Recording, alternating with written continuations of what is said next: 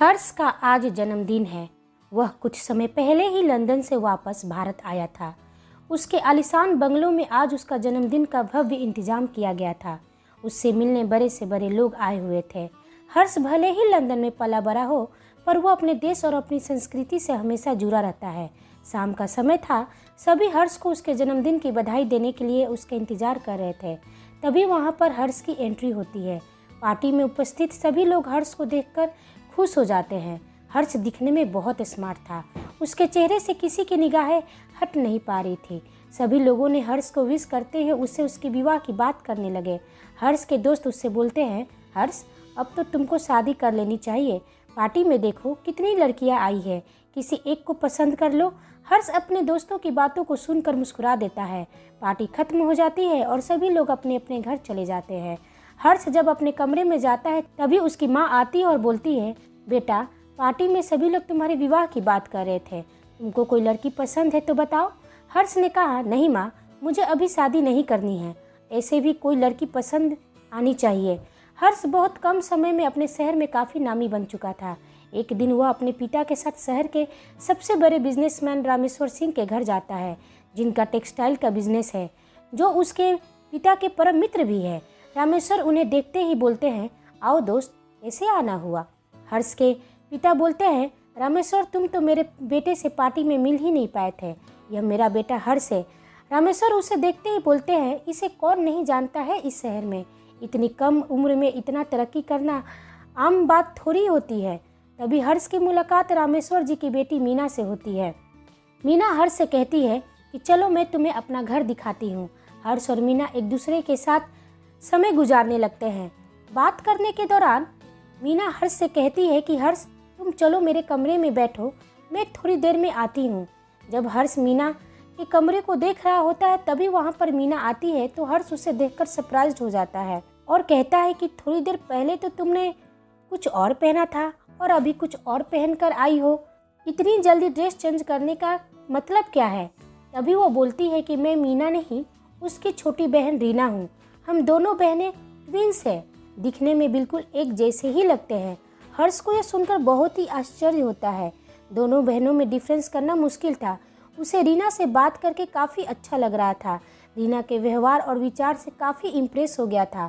वो मन ही मन रीना को पसंद करने लगा था। तभी वो नीचे आ जाता है। हर्ष मीना और उसके घर वाले से विदा लेता है। अब फिर से मिलने की बात करके अपने घर चला जाता है। हर्ष जब भी दोनों बहनों से मिलता है तो वह अक्सर कंफ्यूज्ड रहता है कि वो रीना से मिलता है कि मीना से। रामेश्वर हर्ष के पिता से बात करते हुए बोलते हैं, मित्र क्यों ना हम अपने बच्चों की शादी एक दूसरे से कर दे, मेरी बेटी मीना और तुम्हारी बेटी हर्ष की शादी। हर्ष के पिता खुश हो जाते हैं। अरे यार, तुमने तो दिल की बात कह दी, मैं भी यही सोच रहा था। हर्ष और मीना एक दूसरे को पसंद भी करते हैं। हर्ष जब भी मीना से मिलता है खुश हो जाता है। घर में तो अक्सर मीना की ही बातें करते रहता है। दोनों की शादी तय हो जाती है। यह सुनते ही मीना बहुत खुश हो जाती है, लेकिन हर्ष सुनकर दुखी हो जाता है कि वह प्यार रीना से करता है। यह सच बताने जब वह मीना से मिलने जाता है तो मीना से बात करते समय उसे बड़ा ही हैरानी होती है कि मीना बिल्कुल रीना की तरह बात कर रही थी। उसकी सोच और विचार बिल्कुल मीना के जैसे लग रहे थे।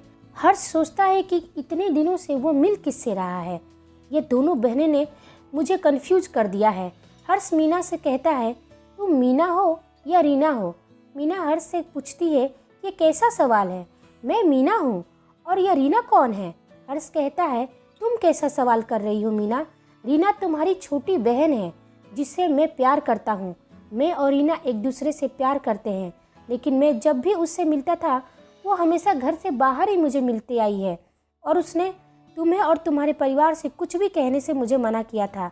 सॉरी मीना, मैंने तुमसे यह बात छुपाया, मुझे नहीं पता था कि तुम भी मुझे पसंद करती हो। तुम बहुत अच्छी लड़की हो, लेकिन मैं तुमसे शादी नहीं कर सकता हूँ। यह क्या बोल रहे हो हर्ष, मेरी कोई छोटी बहन नहीं है, मैं अपने माता पिता की इकलौती संतान हूँ। मीना की बात सुनकर हर्ष का दिमाग घूम जाता है। वह परेशान होकर बोलता है, तुम झूठ क्यों बोल रही हो, तुम्हारे घर पर तो मैं तुम्हारी बहन से मिला था। जब अपने कमरे में मुझे बिठाकर कुछ देर के लिए नीचे गई थी तो उसी समय तुम्हारी छोटी बहन तुम्हारे कमरे में आई थी और पहली बार तुम्हारी बहन से मुझे प्यार हो गया था। उसने घर पर आने से और घर पर मिलने से मुझे मना किया था। मैंने कई बार पूछा भी, लेकिन उसने कोई जवाब नहीं दिया। शायद इसलिए कि उसे भी पता था कि तुम्हें यह सब जानकर बहुत दुख पहुँचेगा। तुम दोनों ट्विंस हो, बिल्कुल एक जैसी दिखती हो, इसलिए मैं तुम दोनों को लेकर हमेशा कंफ्यूज रहता था। मीना कहती है, देखो हर्ष, यदि तुमको मुझसे शादी नहीं करनी है तो अभी बोल दो, पर ऐसी झूठी कहानी तो मत बनाओ। मीना बोलकर वहाँ से चली जाती है। सच सुनने के बाद मीना बहुत टूट चुकी थी। उसे विश्वास ही नहीं हो रहा था कि जिस हर्ष से वो इतना प्यार करती है, वह हर्ष उससे विवाह नहीं करने के लिए ऐसी झूठी कहानी बना रहा है। हर्ष अपने घर आता है। हर्ष की माँ उससे पूछती है कि क्या हुआ, तुम इतने परेशान क्यों लग रहे हो हर्ष? हर्ष कहता है, माँ, रामेश्वर अंकल की 2 बेटियां हैं ना, राइट? हर्ष की माँ कहती है, नहीं बेटा, तुमको कोई गलतफहमी हुई होगी। उनकी मात्र एक बेटी है जिसका नाम मीना है, जिससे हमने तुम्हारी शादी तय कर दी है। हर्ष अपनी माँ की बात सुनकर परेशान हो जाता है। हर्ष खुद से बात करते हुए बोलता है, यह सब हो क्या रहा है? उस दिन रामेश्वर अंकल के घर में मैं 2 लड़कियों से मिला था। उसने अपना नाम रीना बताया था, मीना की छोटी बहन बोलकर। तुम इतना क्यों सोच रहे हो हर्ष? तुम अभी रीना को कॉल करके अपने पास बुला लो और सभी को सच बता दो कि तुम और रीना एक दूसरे से प्यार करते हो। शायद रीना डर गई होगी, इसलिए वह यह बात अपने परिवार से छुपाई होगी। उसने उसी समय रीना को कॉल किया और तभी उधर से मीना ने फ़ोन उठाकर बोलती है, क्या हुआ हर्ष, अब मुझे कॉल क्यों कर रहे हो? तभी हर्ष कहता है कि मीना, मैं रीना से बात करना चाहता हूँ, तुम प्लीज़ रीना को फ़ोन दो। मीना कहती है, यहाँ कोई रीना नहीं है और हमेशा तुमने मुझसे ही बात किया है। पता नहीं क्यों तुम बार बार रीना कहकर मुझे और घर वालों को परेशान कर रहे हो। यह कहकर मीना फ़ोन काट देती है। तभी हर्ष सोचता है कि अब मुझे सच का पता करना ही पड़ेगा। मीना सारी बात अपने घर वालों को बताती है। यह सुनकर रामेश्वर और उसकी पत्नी परेशान हो जाते हैं कि आखिर हर्ष ऐसा क्यों कह रहा है। अगले दिन हर्ष चुपके से मीना के घर में जाता है, लेकिन उसे रीना कहीं नहीं दिखती है। वो मीना के आसपास उसके दोस्त, सगे संबंधी सभी से बात करता है, पर उसे निराश ही हाथ लगती है। रीना जैसी कोई लड़की का अस्तित्व था ही नहीं। हर्ष कहता है, नहीं, मुझे कोई गलतफहमी नहीं हुई है। मैं रीना नाम की लड़की से मिला हूँ। मेरा प्यार सच्चा है, उसका अस्तित्व मेरे लिए है। मुझे सीधे अब रामेश्वर अंकल से ही बात करनी होगी। हर्ष मीना के घर चला जाता है। रामेश्वर उसे देखते ही बोलते हैं, आओ बेटा। हर्ष कहता है, मुझे आपसे कुछ बात करनी है अंकल। रामेश्वर कहते हैं, जानता हूँ, तुम कोई रीना नाम की लड़की के बारे में बात करना चाहते हो। हर्ष कहता है, हाँ, जो आपकी छोटी बेटी है, बिल्कुल मीना की ही जैसी दिखती है। रामेश्वर कहते हैं, ऐसी कोई मेरी बेटी नहीं है, मेरी एक बेटी है जो मीना है।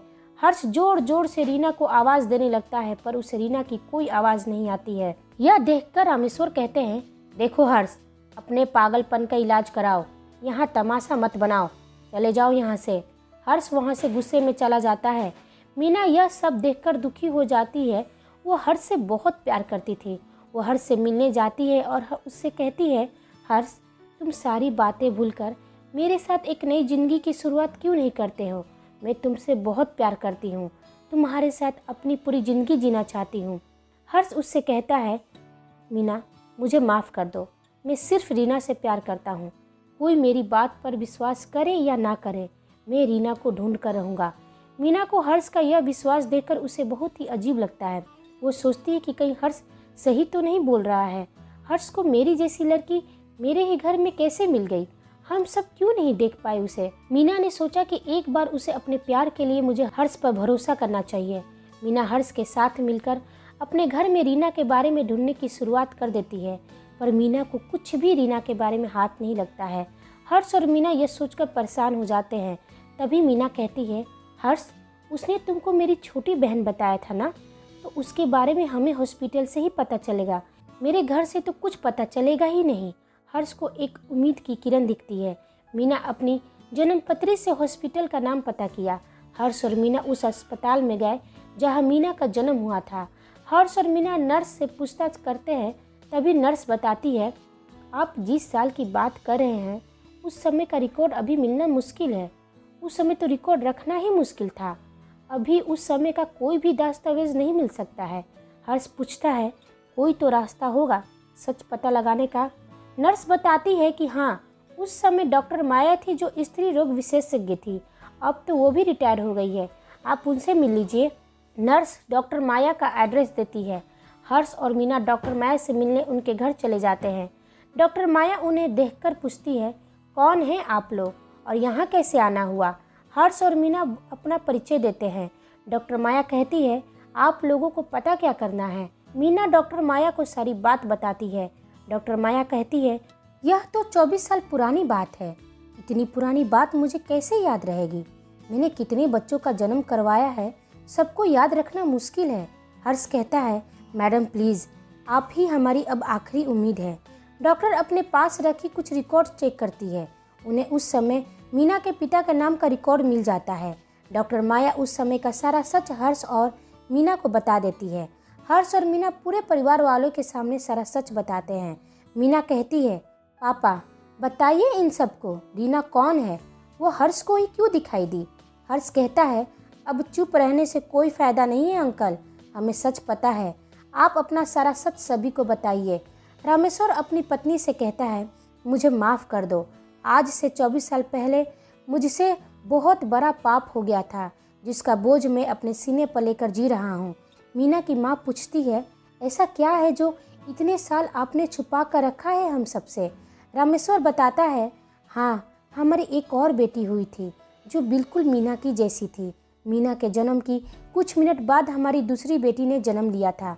मैं और हर्ष के पिता बहुत गहरे दोस्त थे।